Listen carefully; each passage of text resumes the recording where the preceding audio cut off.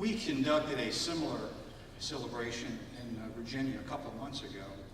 It was the state, obviously, you know, where the War of Independence ended. And I can't help but see a certain poetry to now be up here talking about a similar audience, but in the state where the War of Independence began.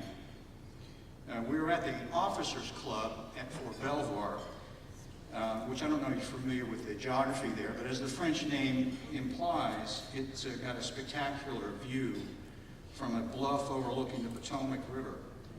In the 18th century, Belvoir was a large estate owned by Lord Fairfax. Just to the north lies Mount Vernon, the estate of our first president, and as you might suspect, the Washingtons and the Fairfaxes were not only just neighbors, but close friends.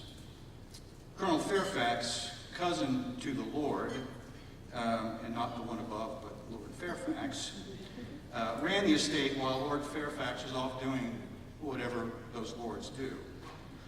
He was a very good friend of Washington's older half-brother Lawrence, and Washington himself apprenticed as a surveyor to the Fairfaxes. We couldn't help but notice that the view across the river was not only sweeping, but the wooded shore to the east in Maryland was undeveloped, leaving us to note that today we share the same view that Washington enjoyed then, with the exception of about 240 years between us. But the view is not the only thing we hold in common. The patriots of that era were, like many in this room, small business persons. Just like the Washingtons and the Masons of Virginia, the Hancocks and the Reveres and the Dawes of New England were farmers, jurists, innkeepers, merchants, shopkeepers, and the like. It's no small fact that largely they funded the war effort. General Washington, for example, took no salary and was reimbursed only for expenses. Simply put, without these many small business persons and their financial as well as personal commitment, there would be no United States of America. But today, small business is no less significant. Over 50% of the working population is employed by small business, and between 60 to 80% of new jobs each year come from the small business sector. So I think it can safely be said that there's a direct link between the strength of small business and the strength of our nation. But there's no reward without risk. Managing cash flow, avoiding legal entanglements, hiring and keeping the right people, developing new business to sustain and grow the company, and establishing a culture that motivates people are but a few of the major challenges a small business person deals with every single day. I'm sure, Victoria, that you, and I'm sure Roger, Vince, Pedro, and Roger as well, have been awoken more than once by the 3 a.m. deal monsters.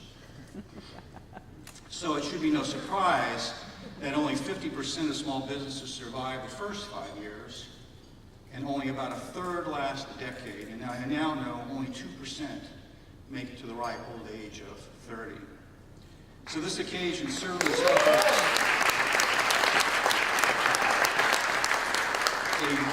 a rare and important moment in the life of this company. If there's any takeaways I would wish you to remember, there would be two.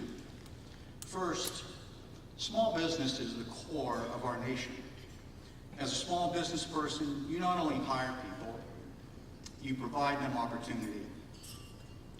You not only generate revenue, you fuel the economy. You not only pay taxes, you support the infrastructure, the schools, and the public safety departments. Secondly, you have a heritage to uphold.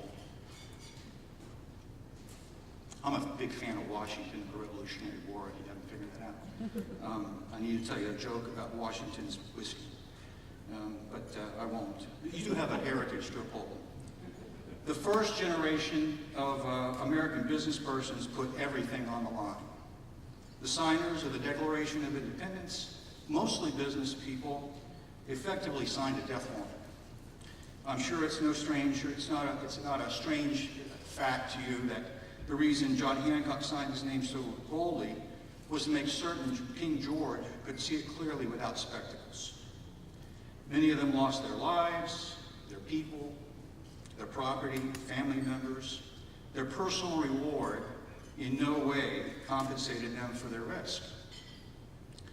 Thomas Nelson Jr., who owned a large estate in Yorktown, was with the Colonials as they fought Cornwallis.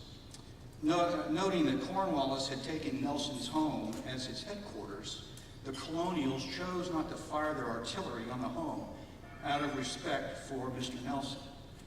Nelson approached George Washington quietly and told the general not to hold back. Some accounts have Nelson personally directing artillery onto his house. They did. The house was destroyed. He never recovered financially and died a poor man.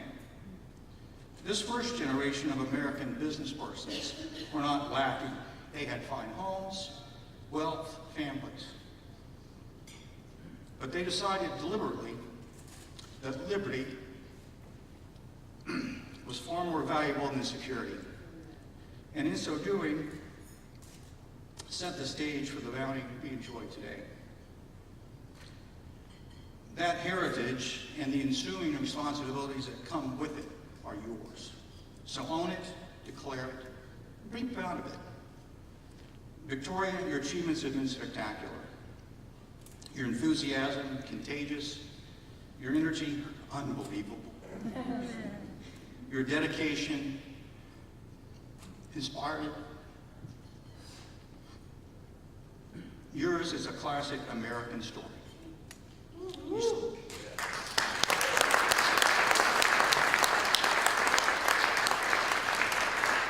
started this business as a skinny, twice immigrant, 20-something with a small U.S. Army Force Protection contract in, of all places, Panama. You've not only sustained the company, but grown it to 3 East Coast offices and about a dozen support sites. And you're the verge of even more growth. Congratulations, and thank you for taking the risk.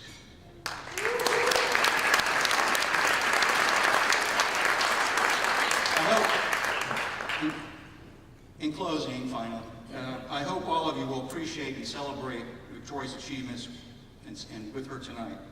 And I hope you'll appreciate, as significant as those are, they are but one golden thread in a rich tapestry which forms the heritage of American business, of which many more cloths are yet to be weaved. Thank you. This is unscripted, but let me tell you a little something about the man who just read to you. How many of you saw the movie Top Gun with Tom Cruise? Jay is the real deal. He's a retired F-14 pilot. Okay, but it used to do that.